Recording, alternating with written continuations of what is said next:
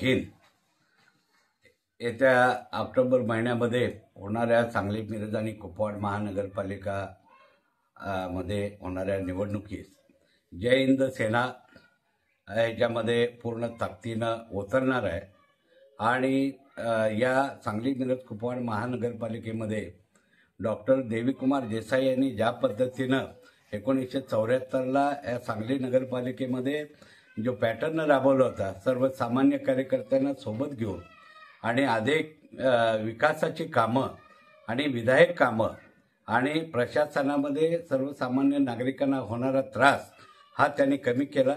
आणि त्याच पद्धतीनं सर्वसामान्याची मूठ बांधून ज्या पद्धतीनं डॉक्टर देवीकुमार देसाई यांनी कोंबडं चिन्ह घेऊन या नगरपालिका लढवलेली होती, लोक हसत होते त्यांना की बाबा हे सर्वसामान्य लोक हे निवडून येणार काय.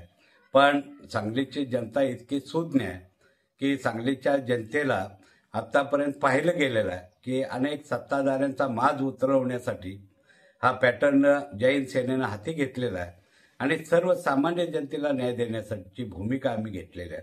आणि तो पॅटर्न येत्या महानगरपालिका निवडणुकीमध्ये लढवून सर्वसामान्य पदाधिकाऱ्यांना आम्ही उमेदवारी देऊन त्या ठिकाणी या सांगली मिरज महानगरपालिकेवरती जय हिंद सेना आपला झेंडा फडकवल्याशिवाय राहणार नाही, अशा पद्धतीचे या ठिकाणी आम्ही भूमिका जाहीर करत आहोत. धन्यवाद. जय हिंद, जय महाराष्ट्र.